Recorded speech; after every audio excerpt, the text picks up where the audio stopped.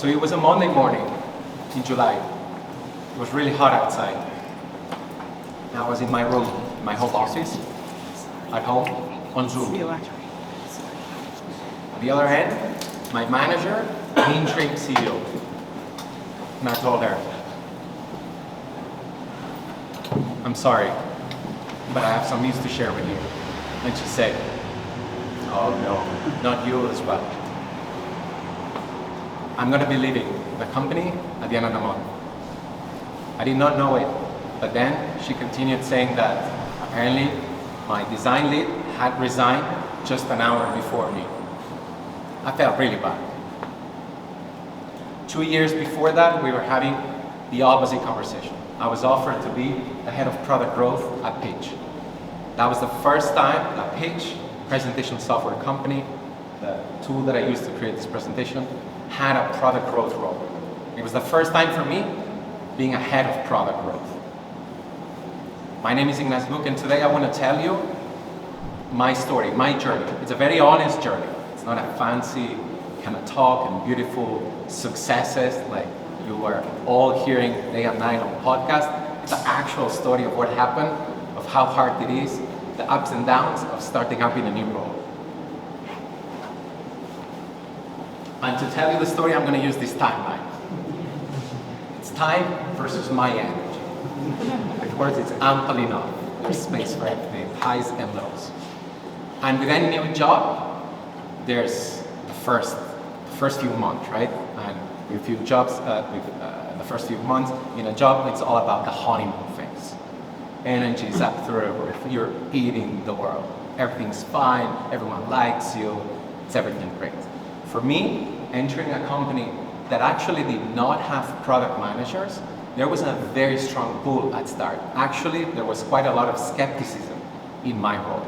I took that advantage to take the time to learn about users, learn about the product, learn about the market, and take my time. I also worked on something that would then become key to the rest of my 2 years at the company. We worked on what we call the growth model, the first version of it. And we did that in collaboration with a marketing team. The growth model that we built was nothing but a system that connected the actions that users could take into the product with the outcomes that we cared about, right?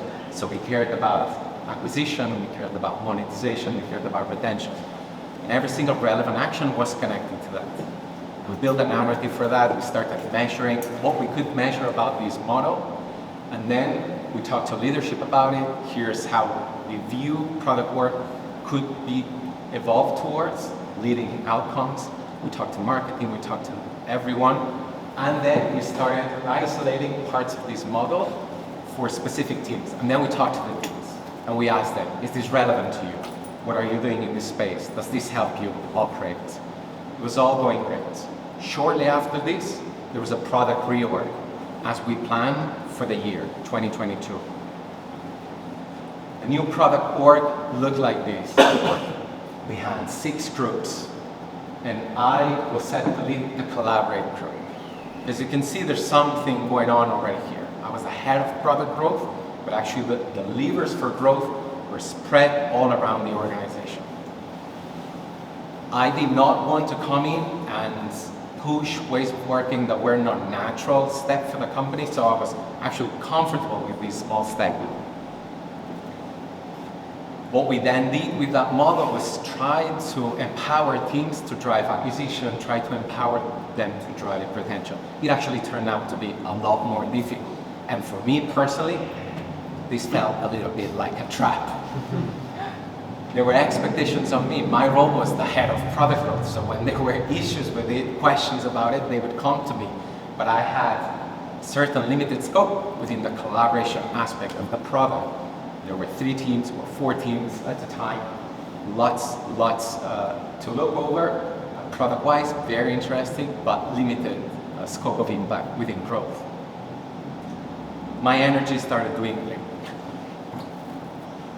There was a period of hiatus. We had a VP of product come in, was very experienced at previous product companies, understood the situation, we spoke the same language, and there was a bit of a project to start developing the product management function, start thinking about outcomes and not just outputs.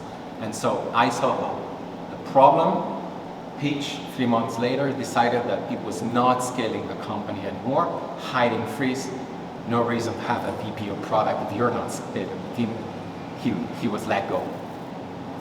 My energy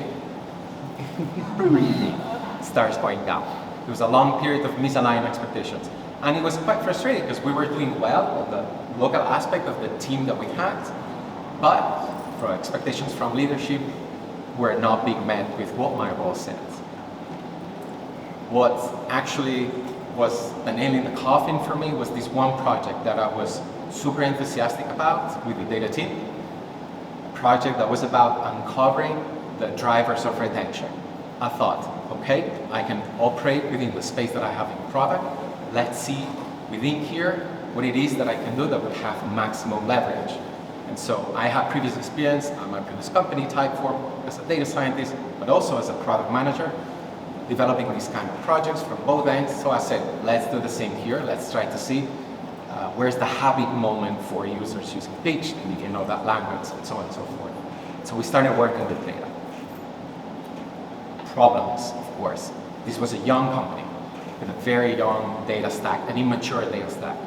The investigation cycles for data, if you've ever done explorative data analysis, usually you want it to be really fast and snappy because you ask question after question, and as you answer questions, more questions pop up, etc. You want it to be a really agile process. It was done. It took the analyst days to actually come back with single questions at a time. The project that we had scoped was inflated in expectations at the leadership team level, at the board of directors level, and they were asking, when is this going to be done? At some point it became this unicorn that would almost solve all our growth problems. And it was just, no, we're just trying to learn and understand drivers of retention. It spiraled in expectations, and execution-wise became very frustrating. Very frustrating for the analyst, who was receiving a lot of pressure, very frustrating for me, who was not seeing traction. The analyst wanted out of the project, and the data team response, instead of trying to reframe the project, they took it within them and they looked to shut it down and move on to something else. For me, that was a disaster. Not because we didn't get the outcomes we wanted, but because I actually had lost the trust of the analytics team. And that was the one last thing that I expected to lose at the time. That was a pretty low moment for me. Misaligned expectations of the scope of my role, and I didn't have what had been historically my biggest lever for impact, which was the trust of the analytics team and the ability to uncover key insights. I had none of that, so I felt a bit like a failure. Two things happened after that were the turning point of the story. First thing that gave me a reassurance, one tweet by Elena Verna, the goddess of product-led growth. Elena published what she called the 5 laws of growth. First, focus on product market fit, PMF, then data, then growth. I was like, of course. I had been given a product area that had PMF issues, while my role had expectations on growth, and I was trying to resolve data issues, and we weren't making progress. Therefore, there was no hope that we could drive any meaningful progress on growth. There was a sequence that I was experiencing, but I was not fully conscious and therefore couldn't explain well to others. Scale with frameworks, not hacking.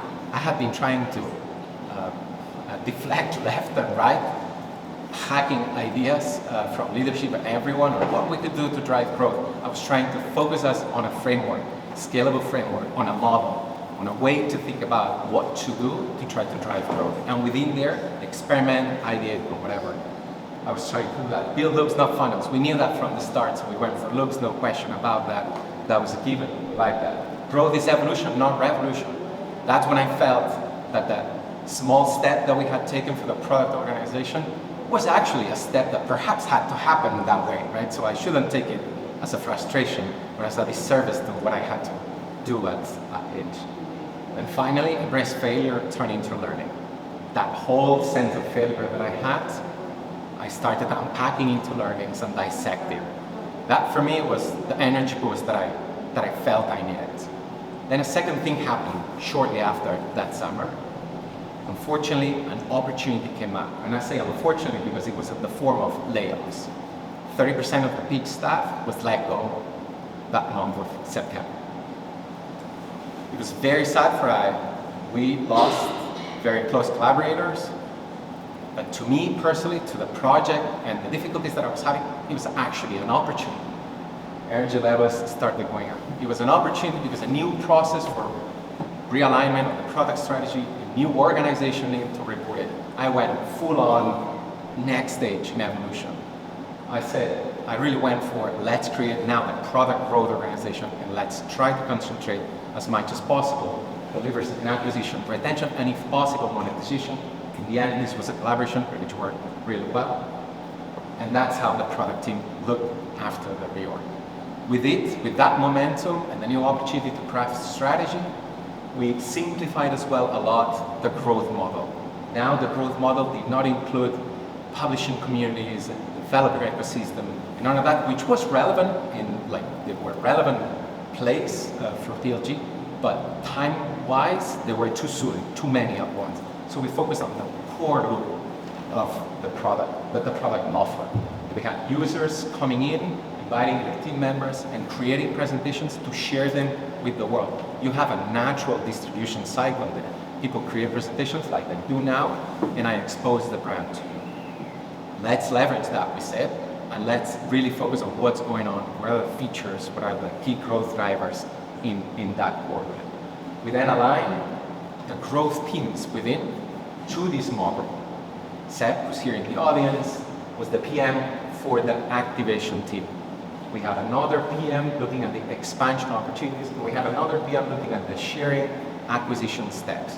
And within there, they look at everything. What were customer requests, what were the opportunities, but everything through the lens of when we solve for this, it needs to strengthen the growth loop. So we had a model, we had aligned the organization to it, and execution started to align more and more towards what we wanted to drive, the outcomes that would make Pitch grow. Energy was shooting through the roof.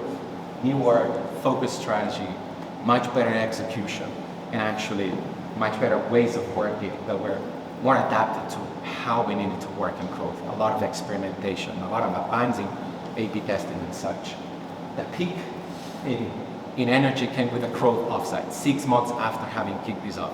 That we had done amazing progress, not just in the amount of learnings that we had got, but the amount of energy and alignment that there was within the organization upon this new for Pitch way of working. Fortunately, that's not the end of the story. We're still one last act. In an attempt to regain some sense of control, founders felt that they needed to create a shake-up in the product and the market.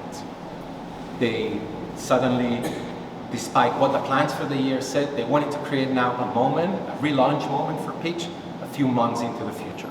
And with it, different features that needed to be built that weren't part of roadmaps and so on and so forth. This happens when you work at companies with highly engaged and direct founders that are designers, that are developers. They have that kind of energy going on. And the challenge here becomes, how do you work with that? Because that's a reality. Well, we did that. Energy-wise, that was a bit of a blow to the plans that we had. But I also understood it. I understood where they were coming from and the frustration that they were feeling. But there was opportunity. We had a good plan. We had done our work pulling the insights and done our work looking for relevant product changes. And so most of the growth roadmap survived and was actually ending in the launch in November. And this was November 2023. For me, that summer, that was the end of my energy allocated to Pitch, and I moved on to something else. It was tough, but definitely a fun ride that ended up on a very, very positive note. There are very hard-won lessons, though, that I want to share with you here today and hopefully discuss later if necessary. First of all, Elena Verna's, I cannot overemphasize this enough. Product market fit, then data, then growth. Product market fit, then data, then growth. Someone is asking you, questioning, why are we not growing enough? Make sure that first one is attain, and make sure that when you're trying to uncover opportunities, the second one is present, and you have the ability to invest and look that. Second one, much more pertaining to what we experienced. In order to prioritize and align yourself, start with a growth model that you want to implement, that you want to see in action. Design the organization and align it as much as possible to the growth model so that execution points into the right place. And then polish execution. How fast are you learning? Are you experimenting? How quickly are you shipping things? How quickly are you? And last but not least, trust. Trust, trust, trust before you can have actually successful collaborations. That is trust with your reports, trust with your teammates, trust within other teams. Spend the time and the energy building trust, building relationships, and then you have a chance at successful collaboration. That was super key for me as well. Now, I don't want to leave in that with, of course, the quotes. I think this beautiful quote by Pablo Picasso that reminds us of all these new waters being navigated. I am always doing that which I cannot do, in order that I may learn how to do it. Thank you very much.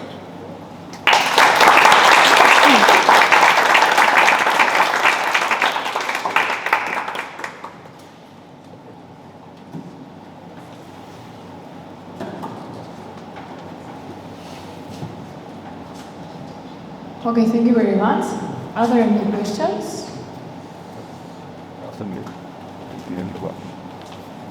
Hi, I'm Jennifer. I'm a product designer, and I have a question on that first point is product market fit. I'm not very familiar with that term. With the term, yes. Yeah. So product market fit is the term to describe when your product actually becomes extremely useful and desirable to someone for some reason.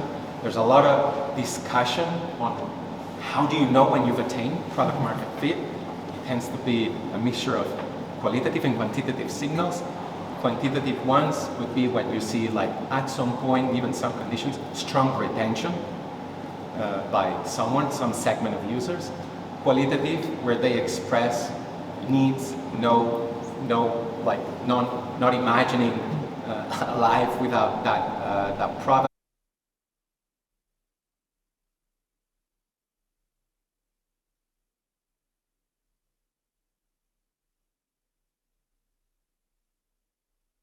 Expanding the fit list, expanding the use case that users have, and so on. But it's that. Okay, so first attain that, and attain that, then understand. Then you want to understand how people are interacting with your product. Where do they see most value? Where there's recurrency? Where there's drop off in certain flows, etc.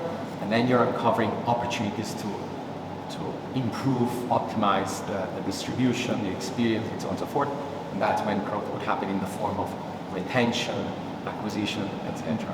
It's a super simplification of like a huge process involving many teams and many contexts. thank you. Great question. Yeah.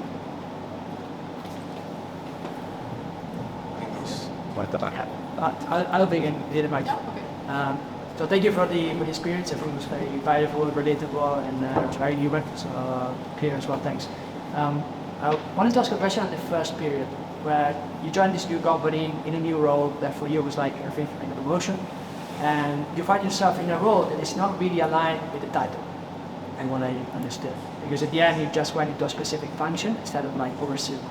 So at that point when you realized it was more like you being inexperienced, so not having the right skill set to approach the situation, or maybe more the enthusiasm to say, you know what, I'm gonna just downly play it and let's see how it goes. And then a couple of years after, I got the years on my back now and I can like leave for some event. Yeah, that's a great question. So whether you heard the question right, so if I understood well, whether that period was more due to my inexperience or maybe the willingness to say, the willingness, I'll take it and I'll endure it, right? I think it's a mixture, right? Of course, I was inexperienced. I never had such a high impact, let's say, role, and I had a previous role at Typeform that actually was the equivalent role, but Typeform was much larger, much more complex, so it was more diluted in that sense. And here it was a lot more concentrated. That same level had a lot more impact. So there was a certain, I think that the inexperience played in my frustration, right, in response, and not seeing quickly what was going on, and I let it linger for perhaps a bit too long, and that maybe took me to that space of like, okay, I'll take it, I'll endure it, because I'm not a quitter. I could have quit, like, there were enough reasons to quit on that first 1 year, but I'm not a quitter, so for me it was not an option, so it was like, I have to do something with this. But as I told the story, as it went, like, my best hope during that time was that the VP of product would help me, and that's like, dude, like, don't you, like, oh, grow up, right? And that lasted 3 months, of course. The only 3 months the person was there.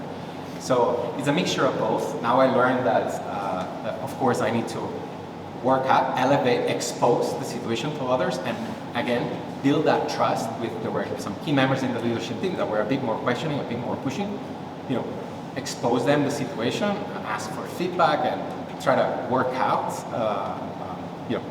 an agreement. But I think that the endurance part is also valuable, so I don't want to discard that. I want to think that, oh no, that's like the loser's part. That's because constantly, this happened to me, as it's probably happening to you, there's like, shit going all around all the time. Like, if you were to react to every single little thing that happens, it would be impossible to work anywhere. So you have to eat it up and tough it up and go through and look for the opportunity. So that's also, I think, a valuable way of approaching. So I would say a mixture of the two, but it's the balance that you find. And in the end, what is driving you? Is it a drive for like personal recognition or growth or promotion or something else? Or is it true drive to doing things well for the company, like honestly, right? And in my case, what I believe that was driving me was like the vision that there's a better way to operate and kind of wanting to show it by doing it, right? And that's what drove me there. Thank you. Cool. Hi, thank you so much. So I'm a CTO. First of all, I love Pitch. I use it every day. Nice. And also Typeform, so like, I think it's very good. My question is actually like the opposite. Why, if you were like very energized on the end, why did you leave it? Like, I was expecting that you would be like super disappointed and then you would leave like very sad, but you were actually like happy and more. Yeah, I left at a point. That I was actually relatively happy. I left for related but unrelated reasons mostly, and it was very personal, as I told everyone openly. Share what you think. Yeah, I'm happy to share it. So I have been 3 years fully remote. By the way, this was a fully remote job, which adds to the complexity of building trust and so on and so forth. And in the first year, I could not travel to Berlin, actually, because there were still traveling restrictions and such, and that was actually quite negative in hindsight. So I needed to go back to an in-office setting or hybrid at least, and an opportunity crossed my path to go back to the current company that I am now with was something related to my previous time as a scientist. And so it was like too weird and interesting and visible in Barcelona to let it pass. There was a secondary reason, which I understood that Pitch had a much more fundamental issue with that way of working, because it was a really strong founding team, 8 founders. That's very unusual. Yeah, it's very unusual setting. It has many advantages, because it was like almost a full team in itself. It has many advantages, lots of creative minds, amazing people. But it also kind of can create a little bit of an echo chamber. So it's very hard to persuade. So you can persuade one, you can persuade two, and then it goes back to where they were at the beginning. No, but they had a vision. They wanted to do stuff, and they were just trying to figure out how to get it implemented. And their path was not delegation. Their path was not living by goals, by objectives. Their path was like, we need to build this. And that was their way of working. So ultimately, at the end of the day, there was a clash in cultures that was not just felt by me, it was felt by others. Then it was a matter of like, how long do you want to endure that, right? And so the tourists get exactly. I'm Marietta, and thanks for presentation. I also need to switch over to the discussion. So I'm curious, like, in your view, in your experience, the time you were there, what was pitch vision? Like the actual official company mission, or Yeah, like how pitch envision to like make a difference. yeah, okay. So it was always the original statement, even though like we reworked the product strategy, etc. We always came back to the vision, and the vision was it was an output vision. It was to create the all-in-one presentation platform, right? That was framed in the form of an output, which there was a little bit of an issue about what kind of change do you want to make in the work, right? And so when you pull that thread, it was a lot about communication, it was a lot about openness. They were like really good values. So the vision was huge. And these were founders, by the way. Some of them had exited the previous company already. So they had made it, and they had raised a ton of money, and they had the support of investors while money was like flowing into us. And then 2021 was flowing quite freely. So the vision was very grandiose. So we were up against presentation software, PowerPoint, like Google Slides, right? And that's a big lofty vision. And when things didn't grow, or whether like the actual product usage didn't grow as they would have expected for such a grandiose vision, then that's when it started, I believe, to crumble, and the whole thing started questioning there. But that was it, which I fully support. I was saying, like, I don't disagree with it, but maybe it's gonna take another 10 years to achieve notions. They could like 10 years to get down to low and down to late. Why shouldn't you take less, right? So yeah, thanks. I'm really interested and engaging. You want to do my Thanks for your presentation. By the way, this presentation was like in English. It was, yeah. There's a little over there. Actually. That was the question. Okay. I have a question. For me, trust is, as you mentioned, critical. And yeah, I can accept, accept people being disappointed or disagree with me, but if I feel that they lose trust, for me it's devastating. And but you continue working, you came out of that hole. So what kept you going after you felt you lost trust? So how come you didn't? Yeah, I specifically the trust that I felt I really lost was the data team's trust, the analytics team trust. That didn't last very long because that team was very much impacted by the layoffs, actually. So with fingers and fits up. I tried to repair that two ways. First, the analyst that I was working with, when we met up at the company offsite, I actually went and talked to the person, and we cleared, it was all a huge communication issue we had with each other, and it was fine, but she was out for a project already. And then there was trust with the product team, and we had sessions where we actually like retro what had happened, and we shared, etc. But positions, I felt like there was no, I had asked for that, but they were not like, they were like done. Like they did not want to reveal any branches. They felt like you cannot work with this person, etc. I don't want that. But they were like, oh, and a new data team actually was formed afterwards, and I started to trust, of course, and then that went well. And a friend, most of them are in Barcelona, actually, it's the means, and so yeah, but that's a very different approach there. So, involves Why? Okay, so the most detrimental or repetitive obstacle or behavior you have developed there, and how did you improve it over time? What was, say it again, what was the most detrimental repetitive behavior? Yes, or obstacle. Obstacle. At what level? Any level? Yeah, let's say it. So the one thing that was quite frequent at the beginning was when I mentioned the hacks, the growth hacks. There were a lot of ideas, random ideas thrown at us. That had been a way of working. Like CEO had an idea, told the developer, and the expectation was that they would. And that kept happening, and it happened in meetings. It happened like big everywhere. And so one way we approached that, where I approached that person, is like I talked to the person in question, and I asked, like, these ideas are all very welcome. It's not about like we don't care about your ideas, but can you please like send them to me in person, and then we discuss them. And so there I was playing two roles. I was acknowledging, welcoming the ideas of that person, but then shielding a bit the team from randomly mentioned on Slack to work on stuff, and making them feel like they can say no to stuff. And I have no problem. But then it was a negotiation. And some of those ideas were valid, were good, or we had them in a roadmap, etc. It's just sometimes timing, priorities.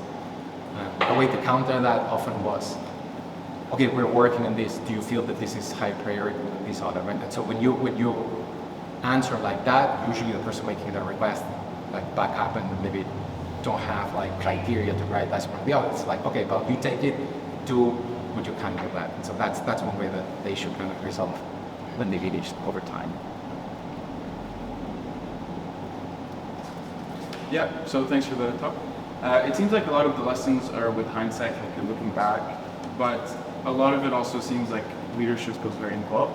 So I'm curious what you've, like if this was an exit interview with the 8 people and they asked you what could we have done differently, looking back at your time at Typeform or other companies, what do you think they could have done? Yeah, I can tell you what I told you, what I actually said. Actually, like, in that exit interview, I thought, like, I can be talking a million things, but what's the one thing that I can very honestly share with them? And it ultimately was about, how do you want to lead this company, right? Do you want to command and control, which is fine, but then let's be honest about it. If you want to dictate what gets built and what doesn't get built, it's a totally fine way of building a company. It has its risks, that's enough, but be clear about it. If you want to live by outcomes, metrics and whatnot, then we're not doing it right. Then something else has to happen, right? But you choose a way and then stick with it and be honest. That's the issue where I said. So you feel like they chose more the first way, but were acting? It was more natural to them. It was more natural to them. But all the people that have been hired, senior leaders, COO, CMO, etc., they were all accustomed to them coming from Spotify, big companies, etc., very much outcome driven. So everyone naturally were about, like, we didn't use OKRs, but what are the goals, what are the metrics, what are the things to impact, like naturally happen like this. But the founders were uncomfortable. They were not comfortable in that setting. And every now and then they moved it. So the talent was sometimes better at them at certain areas, but they weren't able I don't want to to say better, but operating differently. Operating differently, and that was a bit of a clash. And when they felt like things that they wanted were happening were not happening, that's when they intervened. Before that, they backed up a bit from those discussions. Thank you for the talk. I have a question about the sequence in like a real one. If we're gonna say that product market fit can shift and change based on maybe changing customer preferences or changing what competitor works, with something that changes, how do you manage that? Like you're following a sequence and say you already have a growth model or you're already in a roadmap. Like how do you kind of because agile, we all like read about it, but in practice, what does it look like for you? That's a very interesting question. So we make it linear, and we think linear, but it's never actually. I mean, it's super hard. And so if you keep in touch with customers, and again, you have established product market fit, you have good description, with whom do you have product market fit, for what sort of values, what differentiates you, etc. That's strong. You have a good understanding. You're measuring usage, you understand flows of usage, and you're trying to drive growth with that, and you've had an impact. You have a system that works. If that is to change, you should notice, because you shouldn't stop talking to users. You shouldn't stop surveying. You shouldn't stop like keeping your finger on the market, what's happening, what trends are happening, right? So you want to be on the lookout. And if there's new technology, AI coming in, potentially disrupting, you should be attentive and doing the thought process. Oh, maybe that changes the landscape. And so where we have product market fit, maybe 6 months, 12 months, it's in existence, right? And you might have like a very polished flow. So you always want to keep a hand on this process and constantly reevaluating. Yeah, is this sustainable? Is this sustainable? Very easily said, very hard to make practice. Hay somebody else question? Yeah, but Okay. I would ask you about your the first product market fit, next data, next growth. In case if you're not sure that you reach your product market fit. For example, for Uber, it takes more than 2 years to find, starting from rented limousines and to go to on-demand ride hailing. This has more than 2 years, and nowadays in tough market situation, with no free money, with limitations on venture capital, we would survive this time and then start expanding. Always just another story and another model. Yeah, that's the entrepreneur's startup 0 to 1 story, right? How do you find those first few customers that are willing to pay money for that? I haven't been there, I don't have the experience there, so I can only tell you what the books and experience of others say. But the one thing that is true in that phase and later on is like the scientific mindset. Again, I have a scientific background, but it's like questioning, making hypotheses and validating without show evidence. So don't just build and think that there might be someone that will desire your product or your next version of it. Go and find evidence, right? So validate the hypothesis and constantly be in touch with the market, whether it's at the beginning or later on. We want to keep that going. So only one is do that, speak to many people as possible. Yeah, understood. Okay, take care. Okay, maybe the two last questions. I'll be around afterwards as well. Thanks for the presentations. I was wondering which tools do you use to gather data about like product market fit and stuff? Is it Postgres analytics or like user interviews? For product market fit, user interviews. Okay. Yeah, it was just straight through. We had a Slack community and this them again. Just on top again. Then there was the hand, the thanks. I have a question on the second point. So if I understand correctly, of course, you model your growth, then you design your organization around it, and then you just execute. But in the real world, as a product manager or even ever go can model, but then the design of the organization usually happens at a different. You don't have control. So exactly. In your story, there was this let's say vacuum created by the layoffs, but in a let's say more stable scenario, how do you think that should happen?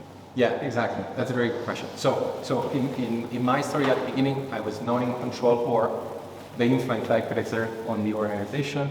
At the end, it did not match the model, which was an acceptable evolution. When I had the opportunity to influence that, I went for that, right? So it's about, is there an opportunity in which, are you in a position to influence the design of the organization? And go for it. And I wouldn't expect, would be crazy to expect that the whole product organization can align on a growth model, as you certainly have areas that are like an editor for presentation, etc. You need ownership of that, right? And that's the core element. So it has to exist in these models. If you cannot influence the design of the organization, maybe you have something else. If you are what's called an empowered product team, maybe you're given losing off goals and focuses for you to shift and pick the opportunities that make most sense. And so if you're given that space, that autonomy to set your focus, that is an opportunity that PM and BPM together with their director or head, whatever, could agree in the choice of the opportunities. And if it's not even that, maybe it's how do you evaluate success of opportunities, right? If you feel that, okay, maybe this was given to us, but you know because you've done the work, you've studied the model, you know that it falls a certain area. In your choice of metrics, evaluation criteria, you can choose to look at that. Okay, that which we have done, how does it impact this part of the flow? Does it impact that metric or that other metric with the whole model context? So yeah, certainly that's less effective than saying, no, I can design the entire organization, but there might be room. That's good. Thank you for all the questions. Again, we didn't have time to rest, but it was really interesting. Now, Mark, it's your turn.